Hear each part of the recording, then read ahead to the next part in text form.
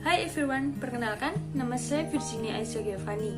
Pada kesempatan kali ini, saya ingin berbagi informasi mengenai analisis teknikal dengan menggunakan indikator-indikator yang ada di aplikasi toko kripto.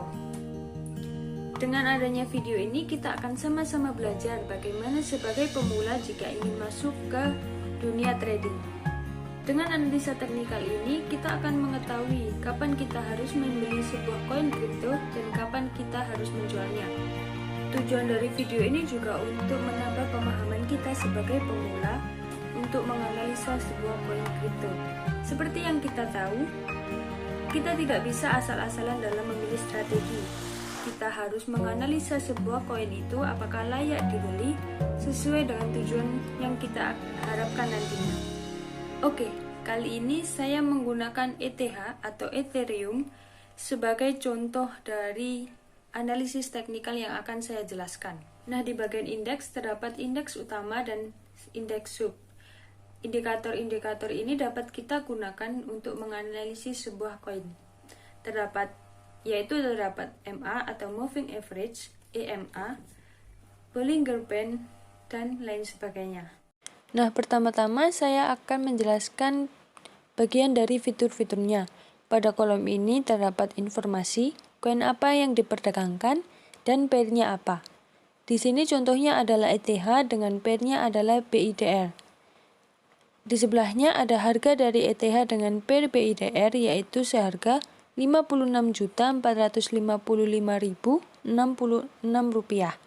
Dan di sebelahnya lagi ada presentase kenaikan atau penurunan.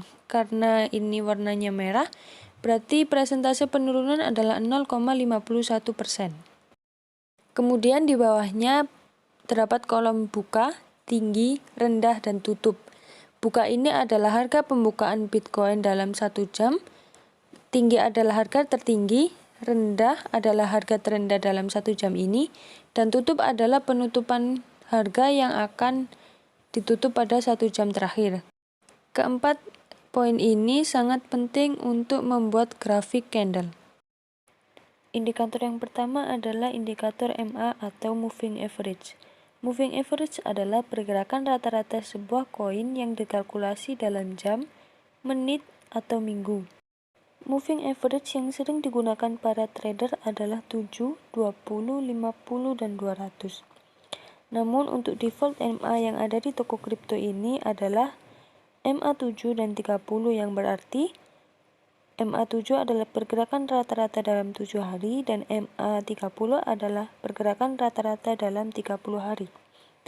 Fungsi dari MA ini adalah yang pertama untuk penentu tren pasar, yang kedua untuk menentukan support and resistance, yang ketiga adalah untuk menentukan indikasi sinyal buy dan sell.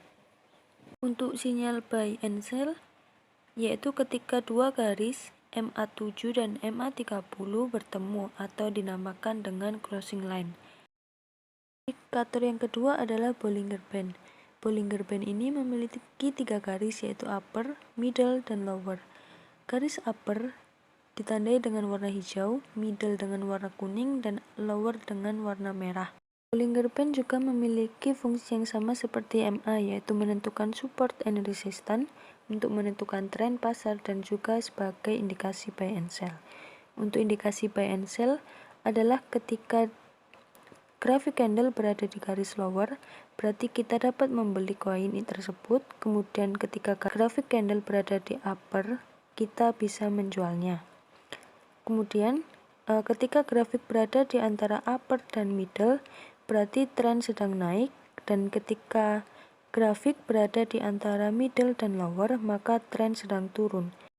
Untuk indikator yang ketiga ini, saya menggunakan KDJ yang ada di indeks sub. KDJ ini juga memiliki 3 garis, yaitu kuning, merah, dan biru. Untuk garis kuning yaitu garis yang pergerakannya paling lambat, kemudian yang merah adalah pergerakan menengah, dan yang biru adalah pergerakan yang paling agresif. Untuk mengetahui indikasi buy atau sell, sama seperti indeks yang lainnya, yaitu jika terjadi golden cross atau crossing line. Dengan ciri pergerakan, ketika yang paling bawah adalah garis biru, diikuti dengan garis merah dan kuning, menunjukkan indikasi buy. Dan ketika posisi berbalik, yaitu garis biru berada di atas, dan diikuti dengan garis merah dan kuning, maka bisa menjadi indikasi untuk sell. Pada intinya, garis biru adalah garis yang sangat berpengaruh ketika menentukan kapan bisa buy atau sell. Karena pergerakan dari garis biru ini cukup lincah dengan naik turun yang agresif dan tentunya diimbangi dengan garis merah yang pergerakannya cukup stabil dan garis kuning. Untuk penentu tren adalah menggunakan garis kuning. Jika garis kuning berada di atas, maka tren sedang naik. Kemudian jika garis kuning menurun, maka tren pasar pun juga menurun. Selanjutnya adalah indikator volume.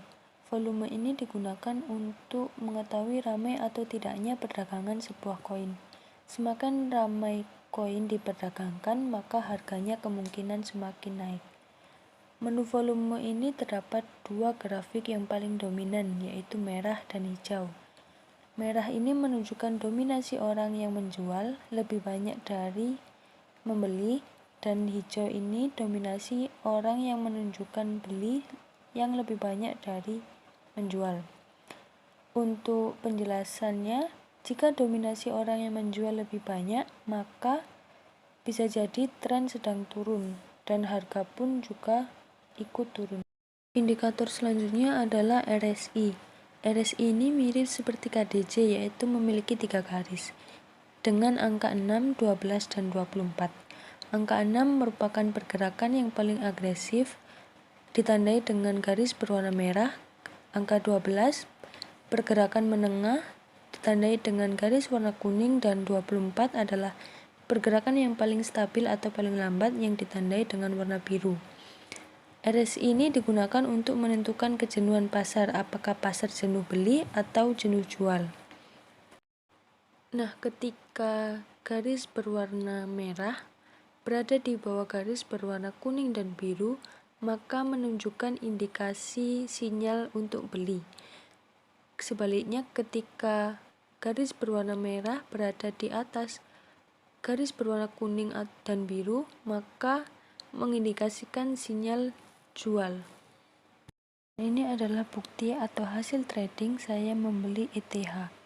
Saya membeli ETH ketika tren pasar sedang turun, yaitu di harga 62.32.930 rupiah. Saya juga membeli XRP ketika tren sedang turun, yaitu pada harga 13.996. Nah, dari penjelasan-penjelasan sebelumnya mengenai analisis indikator, dapat disimpulkan bahwa ketika terjadi crossing line, bisa menunjukkan indikasi untuk buy dan atau sell. Kemudian ketika tren pasar sedang turun, kita bisa membeli sebuah koin tersebut. Dan ketika tren pasar sedang naik, kita bisa menjualnya. Tentunya dengan kita menjual tersebut, kita akan mendapat keuntungan. Sekian penjelasan dari saya. Terima kasih.